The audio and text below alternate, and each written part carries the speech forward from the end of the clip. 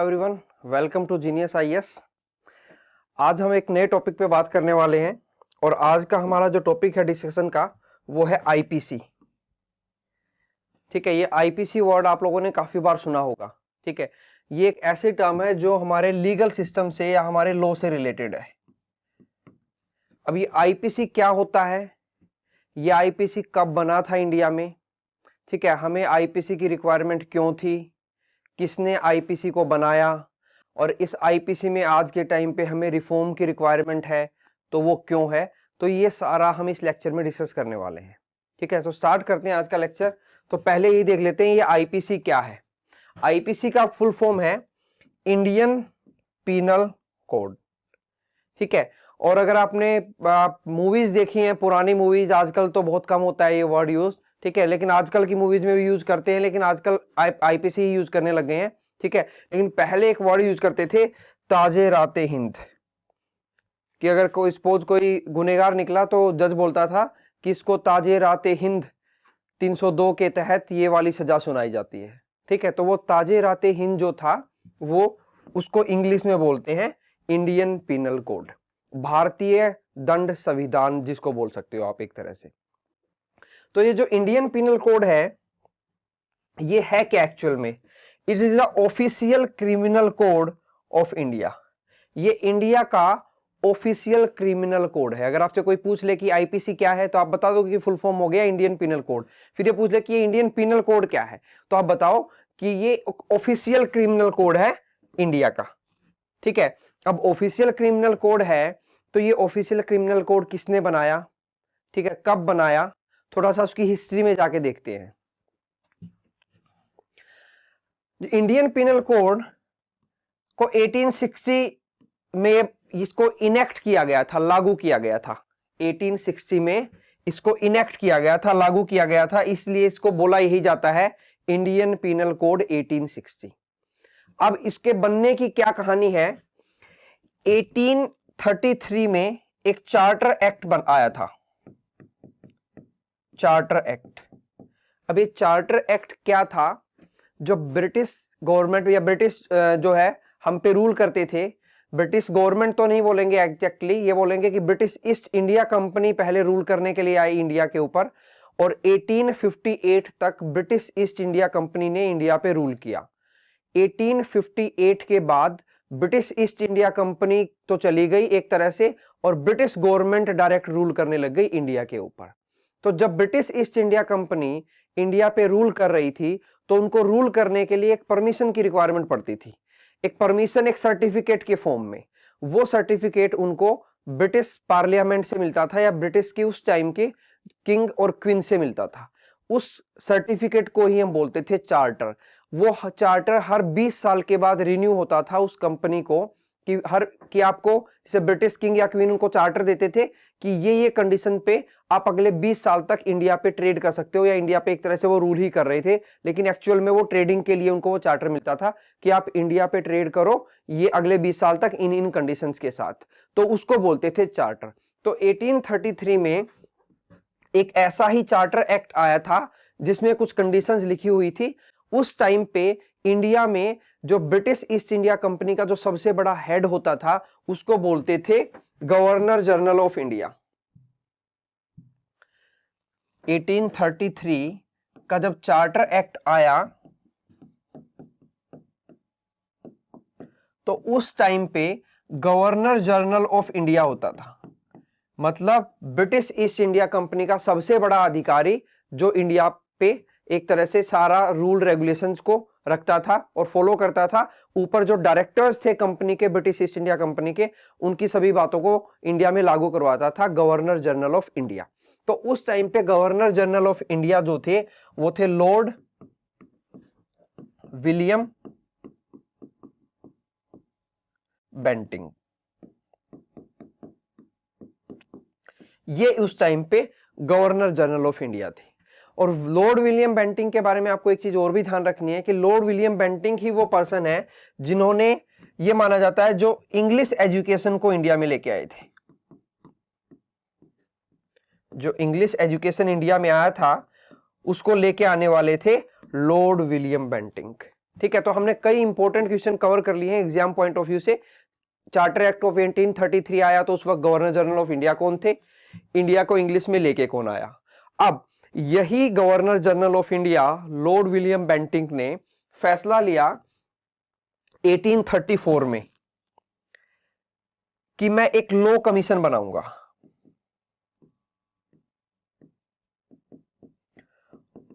और ये law commission इन्होंने बनाया 1834 में। अब लॉ कमीशन बनाया तो उस लॉ कमीशन के चेयरमैन अपॉइंट किए गए 1835 में। एक पर्सन को चेयरमैन अपॉइंट किया इस लॉ कमीशन का और वो पर्सन थे लॉर्ड मैक्यूले।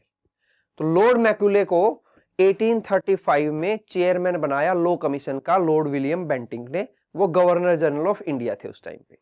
देन 1837 में इस कमेटी ने, ड्राफ्टिंग कमेटी जो थी, किसकी ड्राफ्टिंग कमेटी, आईपीसी की जो ड्राफ्टिंग कमेटी थी इंडियन पीनल कोड की, उसके अंदर चेयरमैन थे लॉर्ड मैक्यूले और अदर जो मेंबर थे वो थे J M. McLeod, G W. Anderson and F. Millett. ये 4 मेंबर थे जिन्होंने इंडियन पीनल कोड को ड्राफ्ट किया था। तो इन लोगों ने इसको ड्राफ्ट कर दिया 1837 में। तो इंडियन पीनल कोड ड्राफ्ट हो गया। तो ड्राफ्ट होने के बाद, जैसे आज के टाइम पे हमारे यहाँ पे पार्लियामेंट है, अगर कोई भी एक्ट बनता है, कोई भी बिल पास करना होता है, पहले बिल होता है फिर पार्लियामेंट उसको पास करती है तो वो एक्ट बन जाता है, ठीक है। तो उसी तरह उस टाइम पे कोई भी बिल ड्राफ्ट होता था तो उसको पास करती थी इंपीरियल लेजिस्लेटिव काउंसिल। ये इंपीरियल लेजिस्लेटिव काउंसिल इंडिया में 1861 से 1947 तक रही। 1861 से पहले इंपीरियल लेजिस्लेटिव काउंसिल की जगह होती थी council of governor general of India, ठीक है। और 1847 के बाद इंपीरियल लेजिस्लेटिव काउंसिल को रिप्लेस किया कॉन्स्टिट्यूएंट असेंबली ने।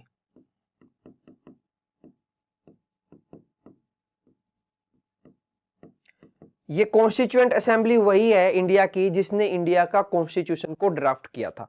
जो हमारा कॉन्स्टिट्यूशन बनाया था वो इसी कॉन्स्टिट्यूएंट असेंबली ने बनाया था, जिसने इंपीरियल लेजिस्लेटिव काउंसिल को रिप्लेस किया, ठीक है। कब किया था रिप्लेस?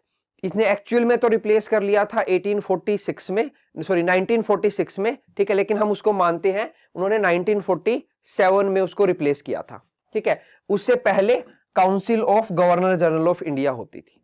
तो जब ये ड्राफ्ट कर दिया 1837 में आईपीसी को इन 4 पर्संस ने, तो इसको पास होने के लिए भेजा गया इंपीरियल लेजिस्लेटिव काउंसिल में, ठीक है। जैसे कि आज की पार्लियामेंट मान लो कि उस टाइम की पार्लियामेंट थी, तो इंपीरियल लेजिस्लेटिव काउंसिल ने इसको पास कर दिया, इसको इनेक्ट कर दिया 6 अक्टूबर 1862 को। लेकिन इसका कमेंसमेंट यानी ये एक्चुअल में जो लागू होना स्टार्ट हुआ था वो स्टार्ट हुआ था 1 जनवरी 1862 में। अभी रिसेंटली गया है 1 जनवरी 2022। तो इसका मतलब हमारा जो आईपीसी है उसको पूरे हुए स्टार्ट हुए 160 साल हो गए, 160 इयर्स ओल्ड है हमारा इंडियन पीनल कोड। अब इसको बनाया किसने था ये तो हमने डिस्कस कर लिया, फर्स्ट लॉ कमीशन ने। तो इन्होंने क्या बनाया था इस आईपीसी में? इस आईपीसी में इन्होंने क्राइम के बारे में लिखा कि कोई भी पर्सन, जब हम बोलते हैं ना इस पर्सन ने ये क्राइम किया, तो इन्होंने इस आईपीसी में ये लिखा हुआ है कि क्राइम की डेफिनेशन क्या है। अगर किसी ने चोरी की है तो उस चोरी करना किसको बोलेंगे, वो डेफिनेशन दी इन्होंने कि अगर ये कंडीशन पूरी करता है पर्सन तो ये मान लिया जाएगा कि उसने चोरी की है। ये ऐसा होता है तो ये मान लिया जाएगा कि इसने कोई और अपराध किया है। तो जो अपराध है, जो क्राइम है, उसकी डेफिनेशन इन्होंने दी इस इंडियन पीनल कोड में, ठीक है। और उसके लिए क्या पनिशमेंट होनी चाहिए वो पनिशमेंट भी बताई साथ में। हमारा जो इंडियन पीनल कोड है उसमें वो पनिशमेंट भी है और उस क्राइम की डेफिनेशन भी है। तो इंडिया में जितने भी क्राइम हो सकते हैं जो आज के टाइम पे, उनकी सबकी डेफिनेशंस और उन सब के लिए क्या पनिशमेंट है वो हमारे इंडियन पीनल कोड में लिखी हुई है। अब जो हमारा इंडियन पीनल कोड है वो कहने को तो इंडियन पीनल कोड है, लेकिन एक्चुअल में वो क्या है? एक बुक है। ठीक है। उस बुक में टोटल 23 चैप्टर्स हैं और 511 सेक्शन है total. Section this, section this, section this, section 302 जैसे होता है जो फांसी का होता है सेक्शन 302, ठीक है, हैंग टिल डेथ होता है। तो ऐसे ही ये आईपीसी एक बुक है जिसमें हर एक क्राइम की डेफिनेशन लिखी हुई है। अगर कोई पर्सन उस क्राइम को करता है तो उसके लिए पनिशमेंट लिखी हुई है, और ये डेफिनेशन और पनिशमेंट को इंडिया में कौन लागू करता है कि किसी पर्सन ने क्राइम किया है या नहीं किया है, इस बात को कौन डिसाइड करता है? हमारा जो जुडिशियल सिस्टम है। जो हमारा जुडिशियल सिस्टम है,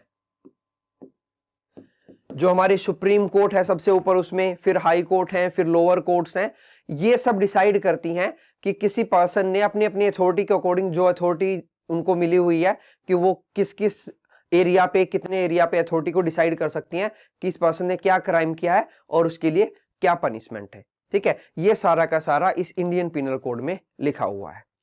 अब बात ये आती है कि एक हमारे पास रणबीर पिनल कोड भी है नहीं था बोल सकते हैं कि ये रणबीर पिनल कोड क्या है। फिर अगर इंडियन पिनल कोड वो है जो इंडिया पे लागू होता है, जिसमें इंडिया में जितने क्राइम होंगे उन क्राइम की डेफिनेशन गिवन है और उनकी पनिशमेंट गिवन है, तो फिर ये रणबीर पिनल कोड क्या हो गया? रणबीर पिनल कोड एक्चुअल में क्या था? अब नहीं है, पहले तक था। कब तक था? ये था 5 अगस्त 2019 तक। 5 अगस्त 2019 तक जम्मू कश्मीर को आर्टिकल 370 के अकॉर्डिंग, इंडियन कॉन्स्टिट्यूशन में जो आर्टिकल हैं, आर्टिकल 370 के अकॉर्डिंग जम्मू एंड कश्मीर को एक स्पेशल स्टेटस दिया हुआ था। एक ऐसा स्टेट था जिसके पास कुछ स्पेशल छूट थी। तो जम्मू एंड कश्मीर के ऊपर इंडिया का आईपीसी लागू नहीं होता था, इंडियन पिनल कोड लागू नहीं होता था। तो फिर वहां पे कैसे क्राइम को डिफाइन किया जाता था या और उसके लिए कैसे पनिशमेंट डिसाइड की जाती थी? तो उसके लिए रणबीर पिनल कोड था। ये रणबीर पिनल कोड सिर्फ जम्मू कश्मीर पे लागू था। इसको स्क्रैप कर दिया गया है आफ्टर 5th of August 2019। क्यों? क्योंकि ये आर्टिकल 370 के अंडर में स्पेशल स्टेटस मिलने की वजह से जम्मू कश्मीर के ऊपर लागू होता था। ठीक है, अब ये लागू नहीं होता है। अब जम्मू कश्मीर पे भी आईपीसी लागू होता है, इंडियन पिनल कोड। अब जो इंडियन पिनल कोड है, हमने इसके बारे में बात कर ली कि ये क्या है एक लेमन लैंग्वेज में, और जितना आपको एग्जाम पॉइंट ऑफ व्यू से समझना था उस पॉइंट से। अब हम ये देख लेते हैं कि जो ये हमारा इंडियन पिनल कोड है, इसमें जो रिफॉर्म्स हैं उनकी रिक्वायरमेंट क्यों है और किस टाइप के रिफॉर्म्स हमें चाहिए और क्यों चाहिए। जो हमारा आईपीसी है, ये जो बना हुआ है, ये बना हुआ है 1862 का। अब आ गया है 2022। ठीक है, लगभग 160 ईयर्स हो गए हैं हमारे आईपीसी को बने हुए। So now we are living in 21st century. और 21st सेंचुरी में टेक्नोलॉजिकल डेवलपमेंट की वजह से, सोशल मीडिया जैसे Facebook, Twitter, Instagram, WhatsApp, e commerce company के आ जाने की वजह से, डिजिटल पेमेंट गेटवेज की वजह से बहुत सारे ऐसे क्राइम होने लग गए हैं जो आईपीसी में बहुत अच्छे से ना ही तो डिस्क्राइब किए गए हैं और ना ही उनसे रिलेटेड पनिशमेंट्स डिस्क्राइब की गई हैं। तो इसलिए अब ये माना जा रहा है कि अब टाइम आ गया है कि हमें आईपीसी को में रिफॉर्म की रिक्वायरमेंट है। ठीक है, वो रिफॉर्म कैसे आएंगे, उसके लिए गवर्नमेंट, इंडियन गवर्नमेंट जो है वो कमेटी बनाएगी, वो कमेटी अपने सुझाव देगी। ठीक है, उन सुझावों को फिर इम्प्लीमेंट करके उन रिफॉर्म्स को इम्प्लीमेंट किया जाएगा। तो आज हमने ये जाना कि आईपीसी क्या है, आईपीसी का हिस्टोरिकल बैकग्राउंड क्या रहा, ठीक है, और कैसे वो इवोल्व होके अभी 2020 तक पहुंचा है, और आईपीसी में किस तरह के रिफॉर्म्स की रिक्वायरमेंट है। ठीक है, इसी तरह से हम और भी टॉपिक्स आपके लिए लाते रहेंगे। आप हमारे यूट्यूब चैनल को सब्सक्राइब कीजिए। अगर आपको वीडियो पसंद आता है तो लाइक कीजिए। अगर आपका कोई सजेशन है तो आप उसको कमेंट बॉक्स में लिख के बता सकते हैं। ठीक है, फिर किसी नए टॉपिक के साथ हम मिलेंगे। Till then take care, bye.